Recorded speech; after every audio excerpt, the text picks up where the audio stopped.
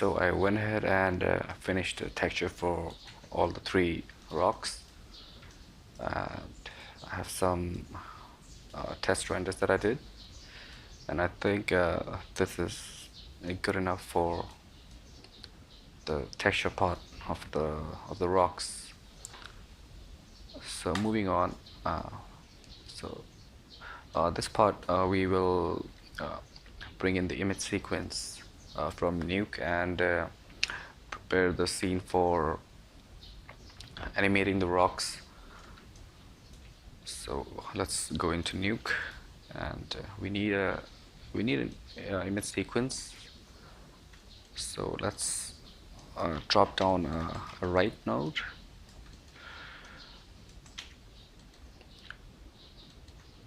Let's checking if there's any extra stuff that was done here.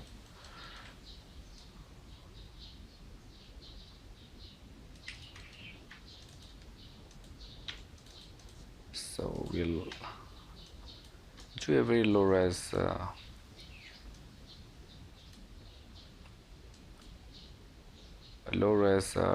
image sequence to work in Maya. Just go to lesson 5 and rename it image plane sequence, and shot plate dot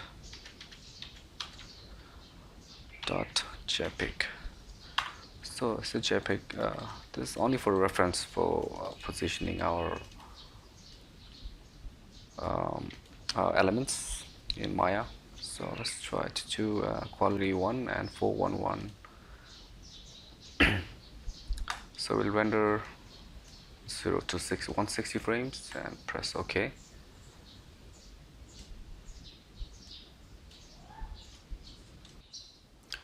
So we have our event sequence ready to be imported into a Maya, and we have all our 160 frames. So get back here. Okay, so back here, before we bring in our image sequence, let's change the animation value. So playback start at 0 because the image sequence starts from 0 frames, and then end frame is 160. Same with animation, 160 and 24 frames per second. Save. So let's create a new camera. I remember the shot that we took. It was 37 mm focal length. So I'll type that 37 mm, and then we create the camera. We go through the camera view and we try. Okay, just keep it here, and then we go to environment, create image plane, and then import our image sequence.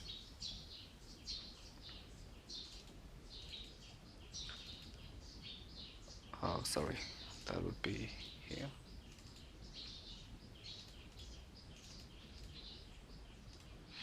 Open, and we'll set the resolution of our project.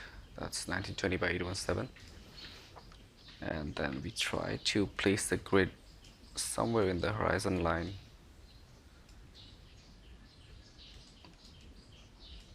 Something like that. Yep, this should be fine. And right now, let me hide the rocks. So with Redshift render, right now, if you go ahead and let's do a test resolution. If you go and hit the render button, you'll see the image plane doesn't show up. So for the image plane to show up, you have to go to your camera and go to camera shape and go to Redshift. In the environment shader, we'll apply the Redshift environment. Redshift environment material, I think texture. And then in the back plate, we enable it and go back and find the same image sequence.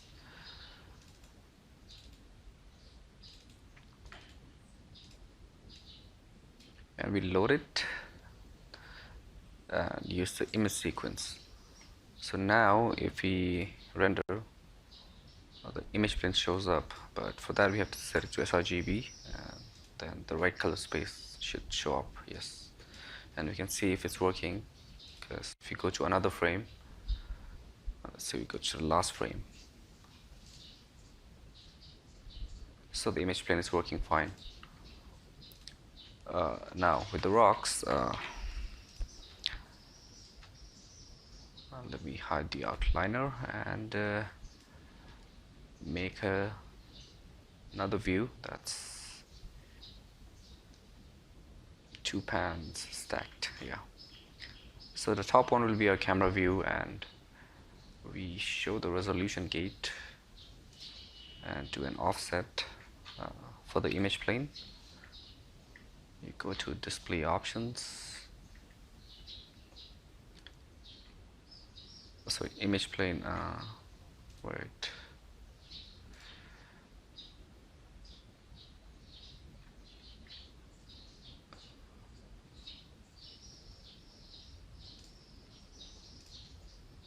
Okay, yeah.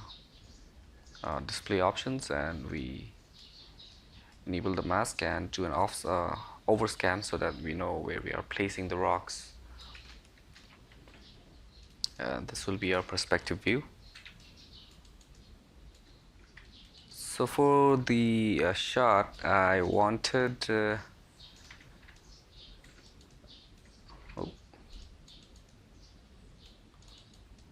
I wanted the shot to be, so I take all these rocks, and then we start. I wanted a few of the rocks to be to surround her, so we place one of them here, and we place one of the other guy here. That will cover the other side of the frame.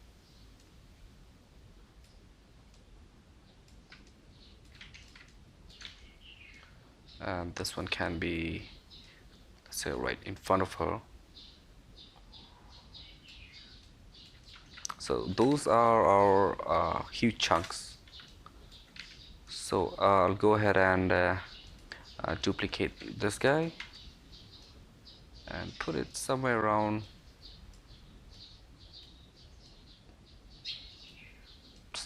there.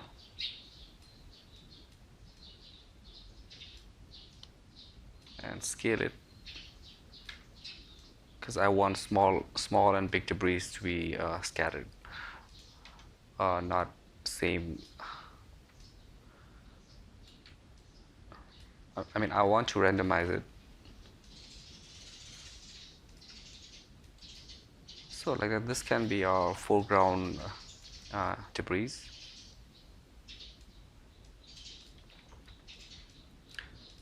And then I can go ahead and duplicate this guy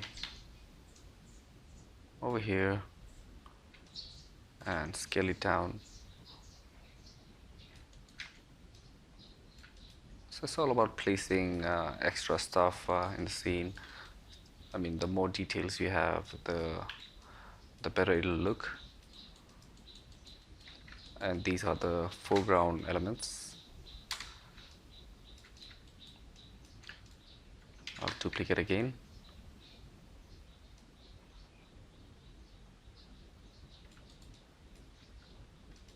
And try to place it around this area. And duplicate again. Yeah, we can use particles for this, but for such a simple thing, if you can art direct your particles, I think that's much better. Because particles, although you can art direct that, but that's again that's a whole other area.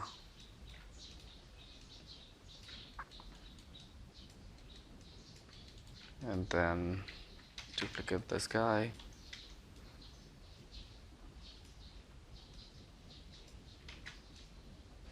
start placing the debris. And then we want some further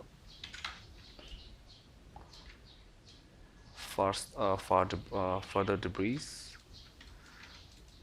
that's a bit far away from her.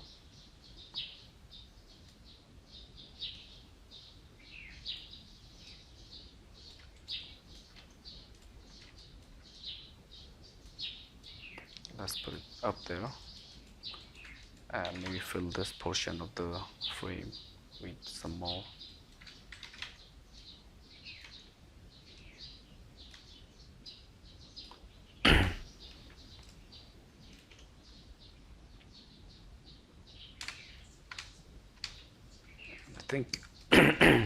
I think we need and also we have to change the rotation of these guys, because right now they all have the same orientation because we just duplicated this guys.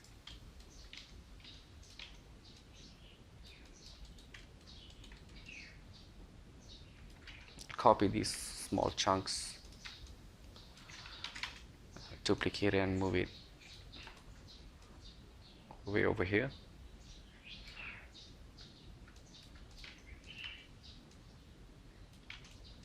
So like I said, it can take ages to find a perfect distribution, but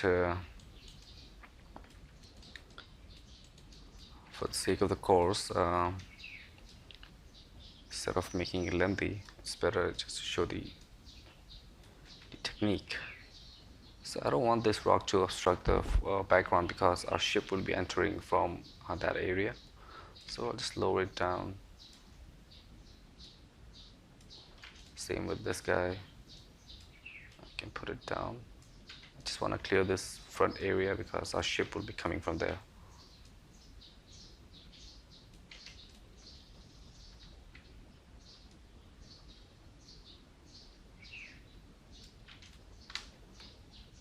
And let's go ahead and do a test render if we enable the lights.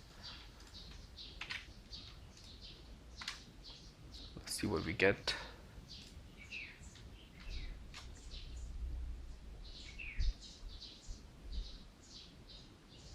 Yeah, that's locked to our perspective camera.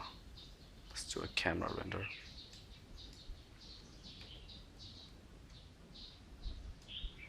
Okay, that's weird. Oh yeah, we don't want dome light to be visible. Let's do that again.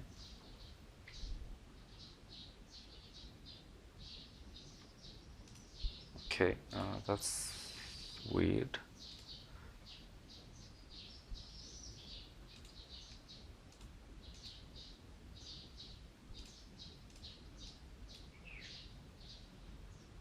I can't seem to find the let's see if I can hide the. Okay, that's something new.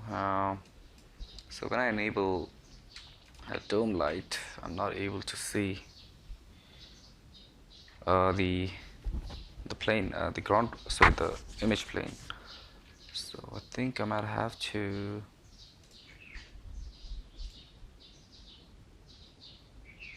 I think I'll have to go back to the camera and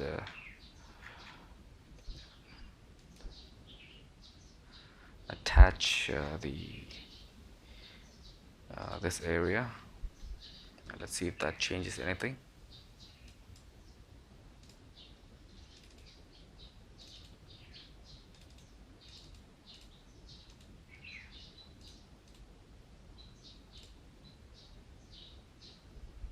I guess no.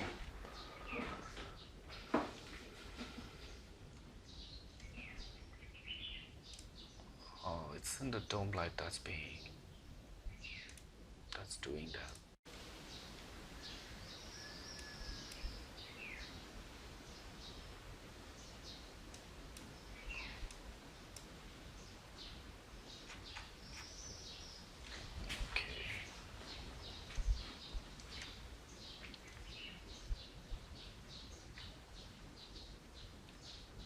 For for some reason I'm not able to render the image plane when the environment light is, the dome light is on. So what I can do is, let's go ahead and increase the exposure.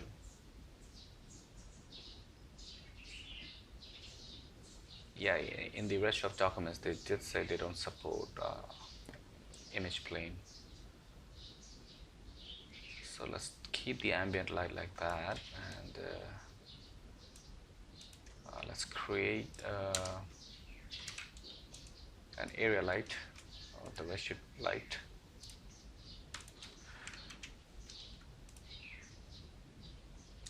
Redshift physical light, and this will be the skylight, like I mentioned before.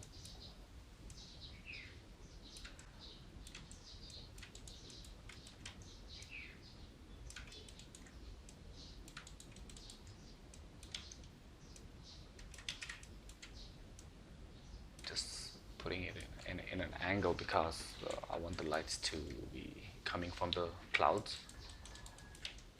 And just scale it up.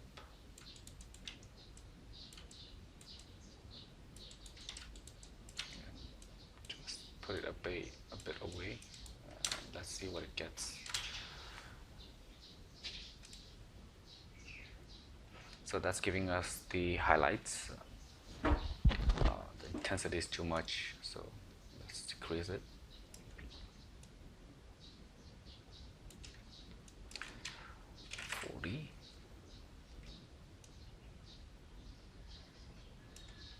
And the color, we can just turn it to a little bit of the cloud color.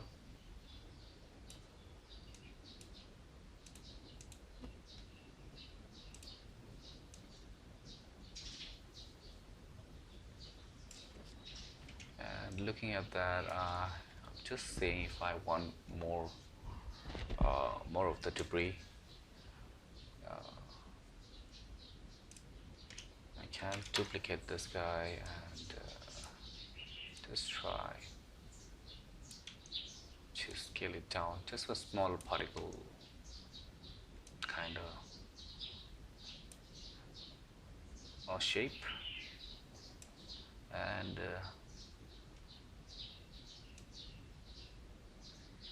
I think it's pretty good enough.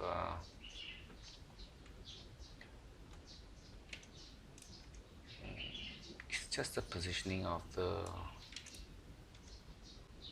rocks. I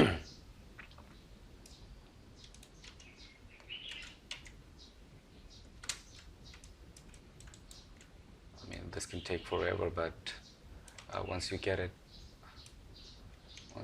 to work, then when we get into comp, it should be pretty fast, because these rocks will be defocused so much. And let's take the dome light and let's play with the exposure.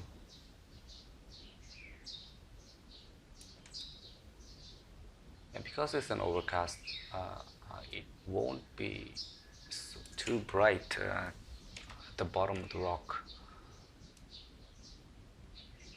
So a little bit of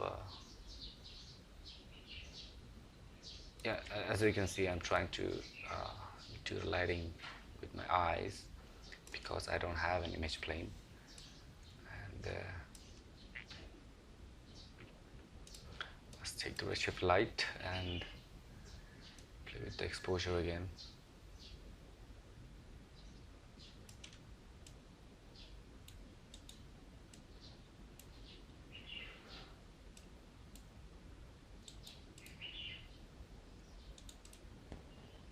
And I'll say that's okay enough for the placement of the rocks. Let me do a full frame render just to see the textures and how it's looking.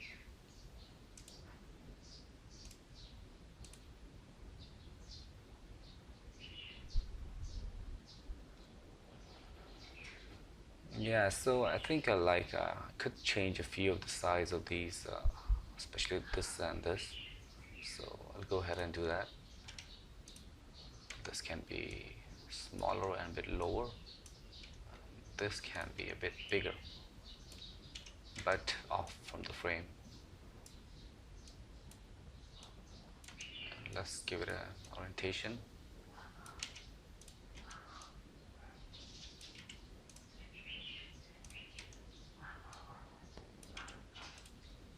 And let's save a scene, animating the rocks.